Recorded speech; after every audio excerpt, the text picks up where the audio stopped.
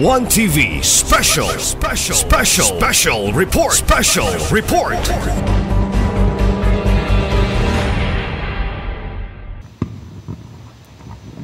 May hapon, sir. Okay. Being the head of the Consumer Protection Division, kanang price control, manggod, sir, mahitabo lang na siya kung ang area, katong gingon ni Ma'am Luz, no, we do price monitoring, pero walay price control. Mahitabo lang nang naay price control kung kana nga area na siya automatic price control kung ang area gi-declare nga under the state of calamity, na ay gubat o kanang mga inana katong COVID, but the price control would only last for 60 days. Ano man, kay og ikaw po'y naa sa business sector nga i-control until kuan, you are kanang gi-deny nimo for legitimate profit. So ano man na siya, no, kanang we have to strike a balance. Okay? So we are ang gobyerno, o bisan kinsa man tingali, gatanaw sa flight sa mga konsumante. But dili pod nga super duper lugi. Now, katong giingon ni Ma'am Luz nga AO39, nganong kampante mi nga kung naa lang sila'y supply nga katong regular o wheel milled, dapat 41 and 45 gyud to siya, sir. Okay?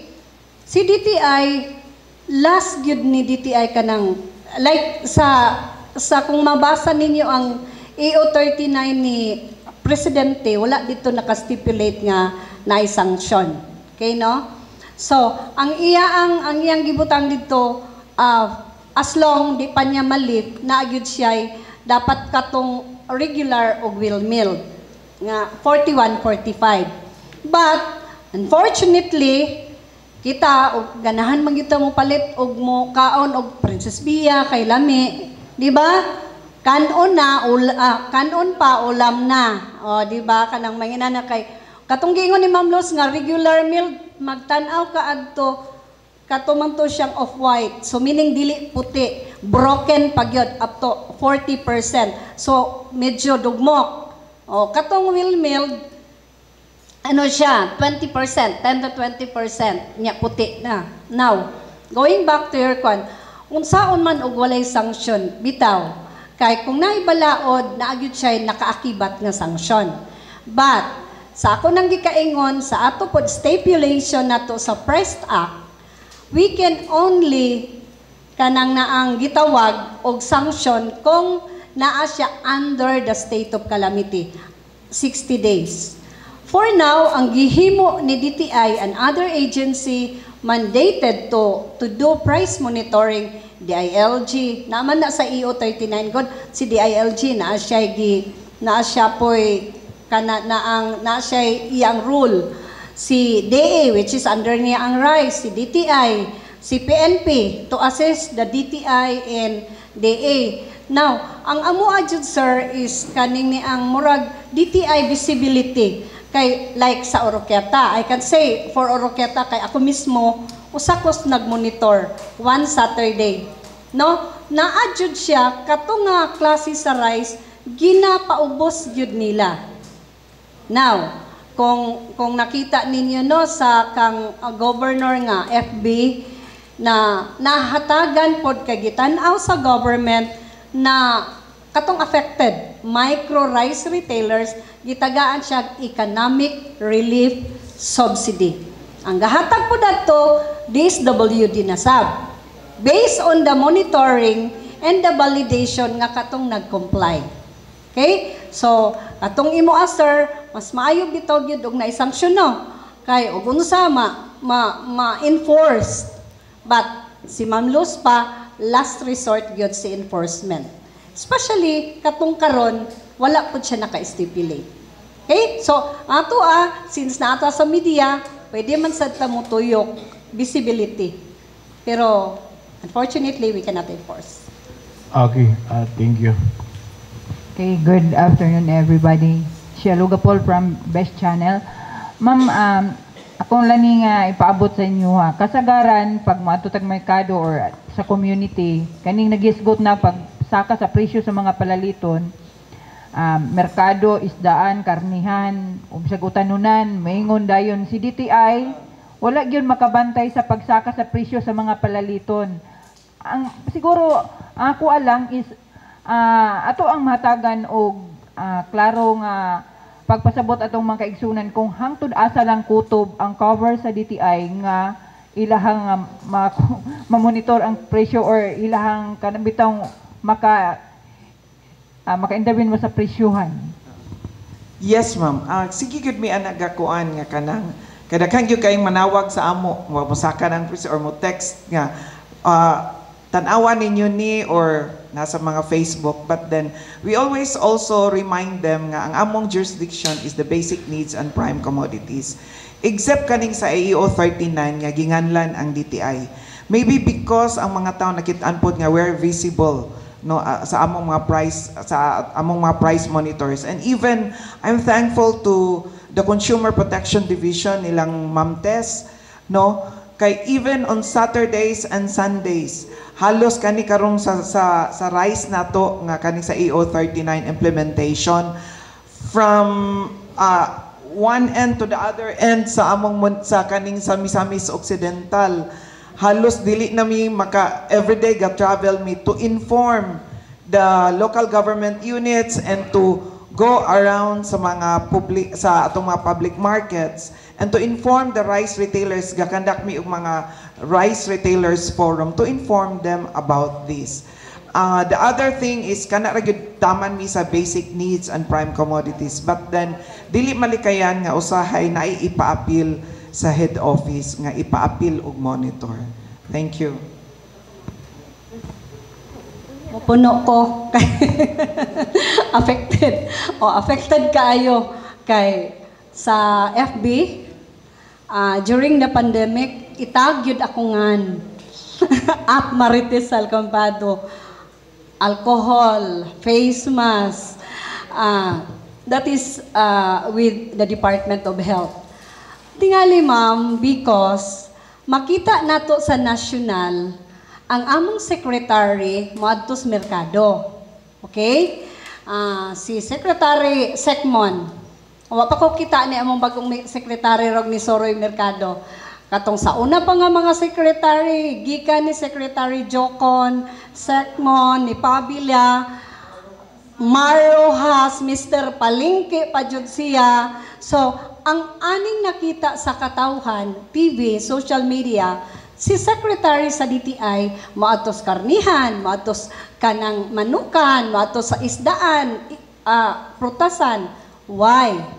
Because Republic Act 7581 under its implementing rules and regulation, kaning National Price Coordinating Council is the chair is our secretary. Under lang niya tong mga secretary sa agriculture, DOH, DNR, and so on. But pag abot ng good dire, kung makita nato, padayo nato basa ang balaod, Republic Act 7394, Consumer Act of the Philippines, daghang implementing agency ani nga balaod.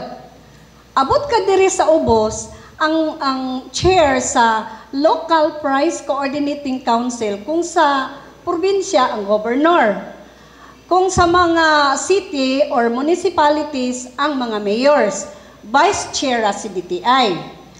And stipulated dito sa maong balaod nga kung ang katunggingon ni ma'am, manufactured products, DTI. Agricultural products is with the Department of Agriculture. Forest-based, DNR. Food, cosmetics, and drugs are with DOH. Kaning ni ang kanang bitong sa Securities and Exchange Commission kanang mga pareha atong mga aman-aman no, so mga inana no, so it's with SEC, and kaning mga financial institution is with Bangko Sentral. So dili na mabulag sa, especially social media is very powerful gid ang social media. Then, mag-viral ra ba dayon no? O, to na dayon. Ang sige, buhat ni DTI, gapabugnaw sa opisina, way gihimo, taas kaayo ang bugas, ang kuan. And to think, tanan nga ilang iyaw-iyaw is agricultural products. Now, si DTI maka-act man gihapon, but with the local price coordinating council nga i-convene sa mayor. Naa dito ang kato si agriculture, which is siya man ang head, siya may lead agency dito. Dili lang, naghapon si DTI. Pero dili pod as in super duper mo encroach. We can act as a council. So mao gyud na ma'am, tabangi mig pasabot mga BFF nga kani siya naatay jurisdiction. So dili man ta pwede mo, but we can still act on whatever the complaints, kay we can endorsement to the proper agency. Salamat po. Good afternoon. Si Joanne Antasuda ko sa Oroqueta Community Channel. Ma'am, every year nag-celebrate ta sa Consumers Welfare Month. Dayon, ang atong pangutana mostly same ra gyud. Then ang atong mga retailers mulusot gyud na sila pud sa ilaha nga ang ilahang mga gipangbaligya para karon example sa bugas nanay gitongtong dito 41, 45. Dayon ilang ilusot ang ilahang bugas, ilang ibutang og premium basta kay dili ibutang nila og Wilmeld kay basta malusutan nila ang price. Pag-abot pud sa mga online na ay daghan nga mga scam. Unsay mga tips nga mahatagan sa datog idea ang atong mga consumer nga makakuan sila sa ilang makaprotect sila sa ilang kagalingon gikan sa mga nag-take advantage sa mga consumers. Ihatag yun ni Ma'am Luz nako. No, every October pod maupod yun ni siya nga pangutana. Again and again. So, for the online, no, daghang kayong scam. So, na ganino, tong kauban diri, mag-order, ang mabot, dili mao. Okay? So, naana. Ang tip lang yun na mo sa mga online, before you come mo purchase, before you click, think 100 times before you. Una, tanawon yun ninyo, kung mas maayo, ari mo purchase, ari mo mag-online shopping sa legit nga platform. Nga naman, kay, kung nakay complaint, pwede na to siya ma-mediate. Now, og mopalit lang ka sa Facebook, ang account niya, di pa gyud insakto nga ngan. May para akong Facebook, kaya ako maritis sa kampado jud. Naibali-balihon ang ngan. So, next thing you know, inigbook ni mo nag-order, mawagtang na kung scammer siya. Now, so ang amo lang yun anang balik-balikon nga make sure nga legit ang imo ang katransak. When we say legit, na siya business name, na siya business permit, although napaman di pamanggani gyud ka kasiguro no kay bright biya gyud kung gusto maraming paraan, di ba? So, but then kana pa lang kabalo na kakinsa imong katransak, no? So dili jud ka ayaw mag-mindset gyud ka one step ahead ka ngadto sa katong inyong gipalitan. So, with that, kung kabalo kag kinsa imong katransak, next thing you know, kung nakay problema, siyang i-deliver, kabalo kag kinsa imong i-complain. Kay, I have received complaints po nga inana, maglisod siya kog trace. No? So, iduso na lang nako sa EDG. Kay, basig na sila link. No, kay for us, unsa may amo, per database, tanaw na mo ang amoang business name. Kung registered siya, naa dito ang details. Business address, kanang owner's address, contact numbers. So, pwede na to siya makontak. Kung wala, Facebook lang, dili gyud siya makakuan. So, meaning, and also, kaanjo ka. Di ba, ingon ko kaganina, kung naatay right, naapotay responsibility. One responsibility is critical awareness. That's number one. So you have to think, you have to analyze unsa man ni, sakto ba ka ni nga product? Is the quality okay? Competitive ba ang price? Insakto ba ni ako nga transact? So, you have to be critically aware before purchasing kay hard-earned ba natong kwarta, no? Wa man na gipamulot nato. Okay? So, kana lang. Kuan gyud. Number 2 responsibility is action. So, kung nagkuan ka nga, na-scam ka, go to the proper agency which has kanang jurisdiction on the product that you bought. So, inana lang siya. So, kung makuha na to na and never patronize anang medyo kanang dubious nga mga accounts diha. So, lisod na. Maglisod jud ta og maglisod ta trace. So, una sa tanan, 100 times, 1,000 times before you click. So, in that way, kuan. And the best protected consumer is a well-informed consumers. So, dapat makikimarites in good way. Oh, so, mo lang na siya, Ma'am Jo. Salamat. Okay. Mayong hapon, Ma'am, no? Kani nga pangutana ako na ipakuha ni Ma'am Luz Galda, kailan manis Ma'am Luz na ako. Ma'am, kani nga akong pangutana, Ma'am. Nagbunitor ba po mo sa presyo sa petroleum dinhi sa Misamis Occidental kay sa Rasaira nato ang Osami City mas mahal ang petroleum i-compare nato dito sa Zamboanga del Norte, Zamboanga del Sur og ingon man pod sa Lanao del Norte. Kini nga problema, ma'am, mao ni gingon nga last year man tayo katong diri ang taga Davao among gipaabot. Dayon ang nahitabo og sa kuan pa mura natulog sa lingkuranan, wa gyud mi nakatagamtam o presyo nga ubos ang petroleum dinhi sa Misamis Occidental, ilabi na sa Osami City. Unsay imong reaksyon ani, ma'am? Actually, ang fuel is deregulated na siya. Deregulated na siya. So ang prices karon ay kuan na ni siya, result of the market forces.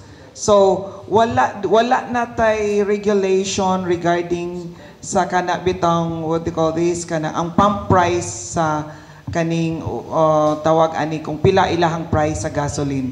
It's the market forces na ang gadula aning ni Asia. But anyway, kay nangutana gyud mi ana nagpadala mi dito sa Davao. That is why karon gi-invite na namo ang kay nami mga analysis gipadala na katong sa provincial government na sila po'y monitoring sa kuan. Wala no. Sa gasoline. So pero ang sa provincial government nato sila staff nga na sila analysis among gipadala. Ang answer is market forces, but to satisfy us we are inviting the DOA karong kano sa ato October 18 moanhi sila. So atong ikuan kay sila gyud ang makatubag anang naabat. Ako lay paibalo ang fuel is kanang deregulated na siya. Market forces ang gakuan sa price. Okay, thank you. Okay. Sir, BFF ako na ho isa. Magkita na punta, sir. October 18. Kay niya na sad ang team sa Department of Energy. Yes, it will be in Ozamis. To be arranged lang ang schedule. Kanang ilang gitawag nga downstream and oil industry. Lagi kay katong imong giingon nga wa makatagamtam kay ang gusto mong gyud natong matagamtaman is kung dili man galing mo ubos at least at par sa anang imong giingon nga Lanao in Zamboanga. Why is it that Miss Oak higher gyud? So giingon lagi ni Ma'am Luz, market forces. So unsa may force dere nga perti man sila ka power ang ilang force, no? So with that, reiterate na pod gihapon nato na siyang issue karong October 18 and this early gimbitar na muna mo. Okay? Thank you. Ay, thank you. Siguro magdugang og stasyonan diri sa Miss Oak para daghan market. Yes, sir. Okay. Good afternoon sa tanan. Ma'am Luz, afternoon. John Paul Duhay Lungsod sa Katawan sa probinsya. Ma'am Luz, amo lang i-grab ang opportunity kay murag talagsa na to makahimamat. And then, ang among question, ma'am, kwan lang. Kumusta ang support sa provincial government ni Governor Henry Waminal sa inyong departments kay kanang sige mig kita sa social media with ni Ma'am Marites nga sige mo meeting ni Governor Henry Waminal and then kumusta ma'am para mahibawan sa publiko. Thank you. My sincerest gratitude to the honorable the hardworking Governor Henry S. Waminal. Very supportive ang atong provincial governor, ang atong amahan sa Misamis Occidental sa mga kalihukan sa DTI. Every time mag-approach ko, especially like for example, ang pinaka-latest gyud nato katong sa mga rice retailers, micro rice retailers, September 28 ko niya gahangyo. Pero previous daghan na kaayong mga activities namo nga iya gyud ming gisuportaan. And also Mayor ND Waminal. The latest is katong sa September 28 kay kinahanglan gitagaan na mig timeline nga dapat katubitang mga compliant sa 41 o 45 per kilo nga bugas nga syempre nakit-an man na nato nga kanang sa atong gobyerno nga magansi sila kay ang pagpalit nila sa ilang stocks is mahal nya gihangyo sa gobyerno na ceiling nga dapat ipamubo 41 o 45. So akong gistoryahan ang si Honorable Governor nga nakig-meeting ko niya, nanghangyo ko niya nga makig-meeting ko niya and then so September 28 sa hapon nga Governor na atay compliant diri nga kuan ako gi-explain about kaning sa pag-monitor namo regarding sa AO39 ug natay mga micro rice retailers nga naapektuha kanang niubos so nakuan gyud na sila nagansi kay gipaubos man nila ilang presyo 41 o 45 kay mahal gipangutana kay ko ni Governor pila ang ilang original nga price unta so ni lower siya and then so nakita na ko nga gob na may ihatag ang DSWD kami sa price monitoring o pag-validate sa kinsa ang compliance. So there are sa second man to nga payout 223 kabuok. So pagkabalo niya ningon din siya nga ko nga gob pwede pa kung actually kanang pwede pa nangayo mig nakapangayo mig murag na extension up to October 6 pero ingon gyud si Governor ugma na para dili na mutdagan ang kagansi ba sa atong kuan matabangan dayon. So didto gi held sa Tudela no atong September 29 28 man mi nagmeeting pagka 29 o kabalo ba mo ang nadawat sa gikan sa DSWD nga 15,000 kada micro rice retailers gipunan. It was a big surprise sa amo. Ako wala gyud ko kabalog kuan gi-announce niya dito gipunan niya og 6,075 pesos each micro rice retailer supporting Lipaya sa atong mga gagmay nga negosyante og napagoy free nga food packs. Sa ato pa, free lunch sila at that time. So grabe gyud ang kalipay kay gusto siya nga makatabang sa ato ang mga gagmay nga negosyante. Wala na gyud niya gipaabot og next week immediately. So kani even ang Consumer Welfare Month og other activities namo sa DTI dako kay suporta ang ato ang gobernador.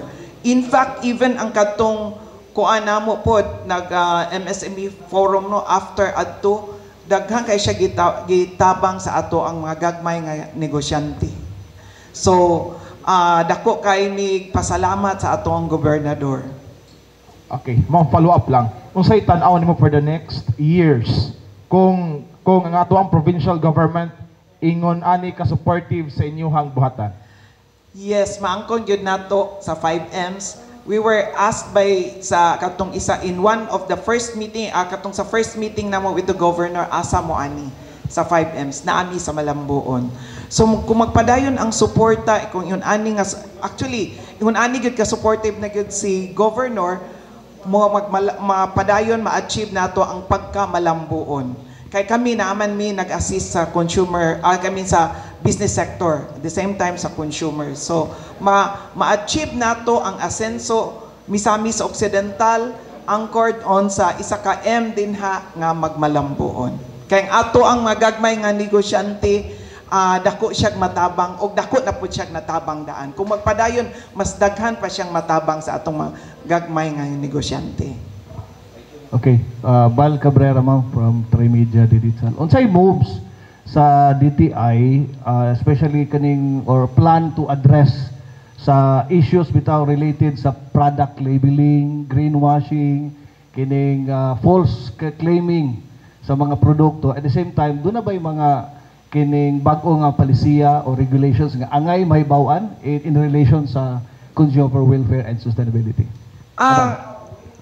Ako muna, basig napat si Ma'am Marites na po'y ma-add, no? But sa, natay gitawag og mandatory labeling requirements. Mo nang every now and then, part sa amo ang mga seminars, gakandak me in different municipalities, gi-educate namo sila, kani atong mga small producers, nga dapat sa food na ha, na ay mandatory labeling requirements like the brand name, expiry date, unsaon pag-state dito sa product of the Philippines. Amo silang gi-educate og unsaon pag-state sa ingredients. Amo na silang gi-educate anang namo ng hinay-hinay nga di magyud dayon madiretso but hinay-hinay ang atong mga assisted nga mga MSMEs, mga food producers. Nagkuana na sila na hinay-hinay na og change ang ilang label na aside nga na enhance ilang label na tarong na kung unsay mandatory ni comply na sila sa mandatory labeling requirements. Good afternoon everyone. By the way, my name is Migs Nunez of GSFM 89.7.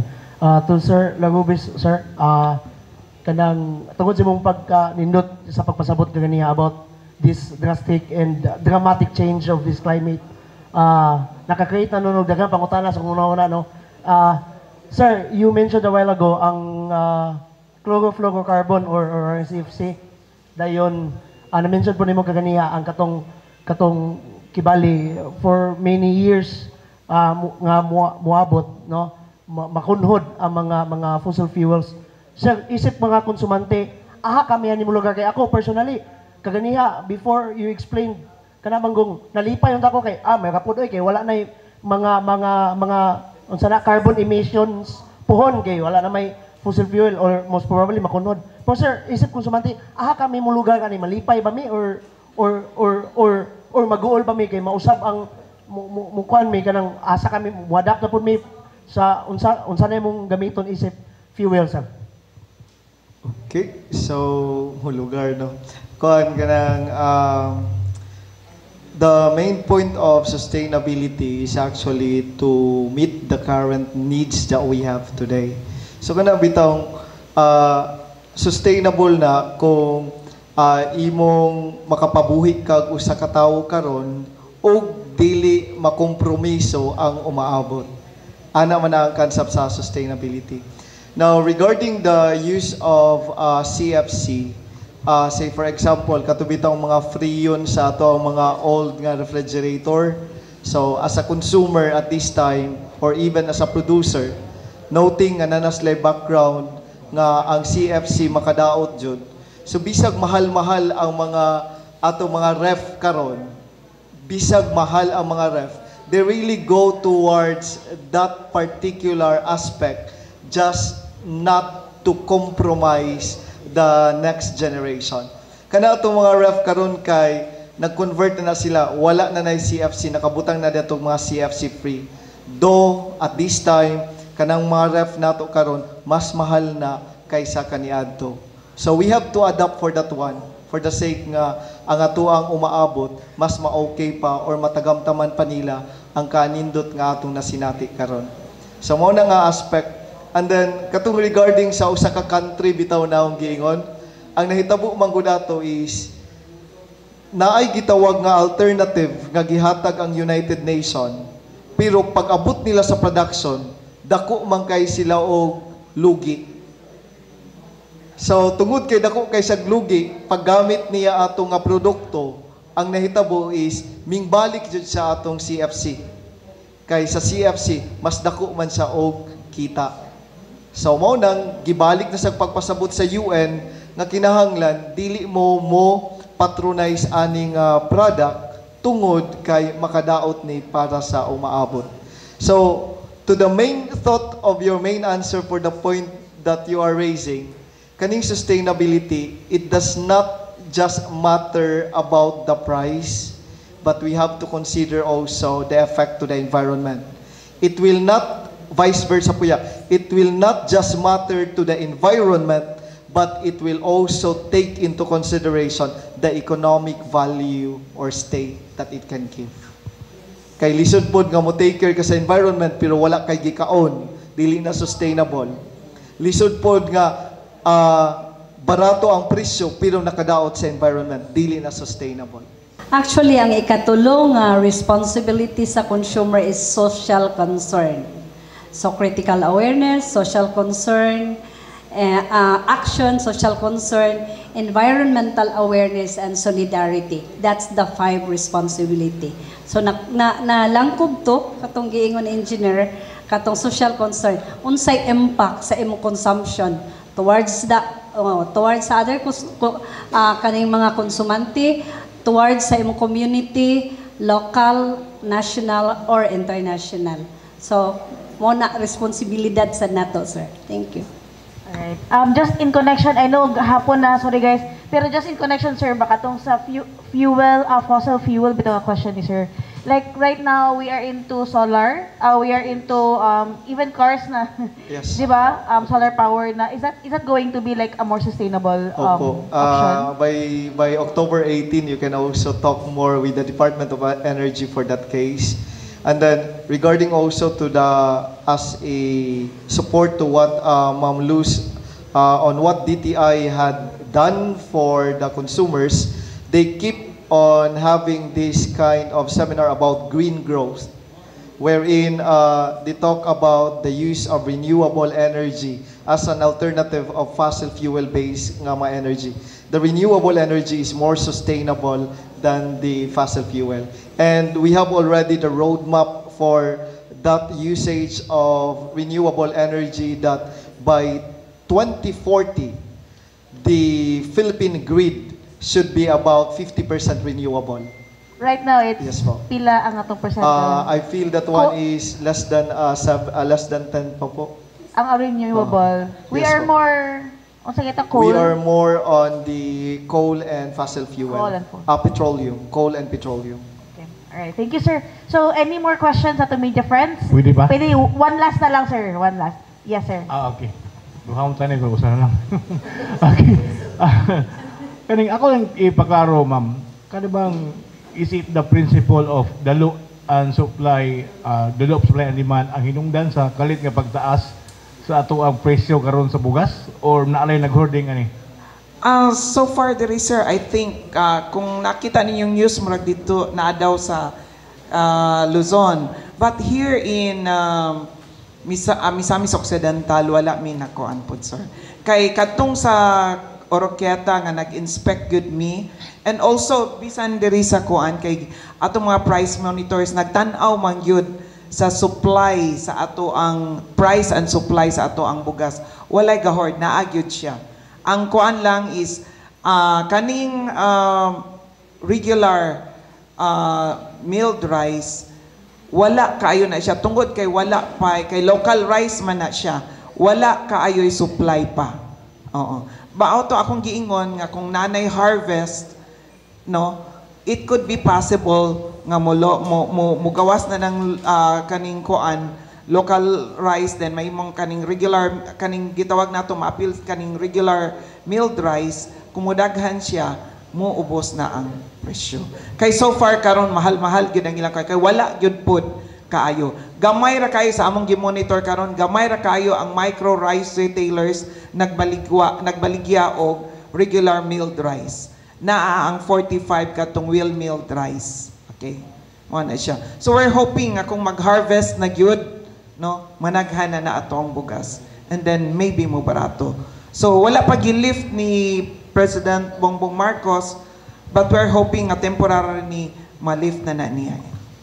Alright, thank you so much. Daghan atong natakol for today's media forum on Consumer Welfare Month with DTI Misamis Occidental. This has inspired us not just to be responsible consumers, but to have environment in mind. Will this hurt the environment? Will this add to the pollution? So we find ways around Mother Earth will still live for many years to come for our children.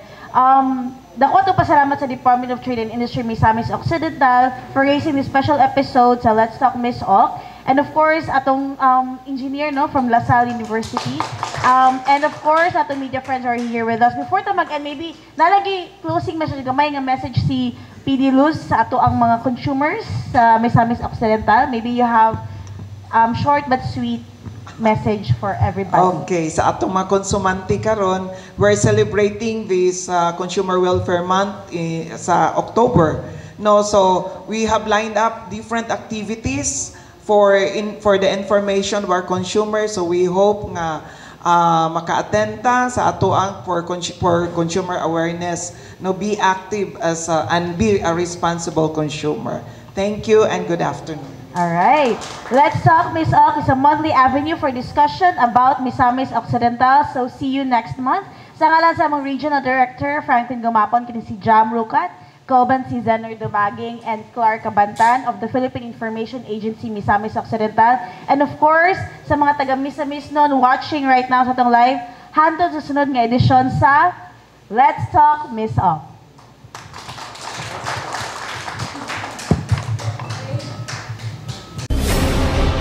One TV special report.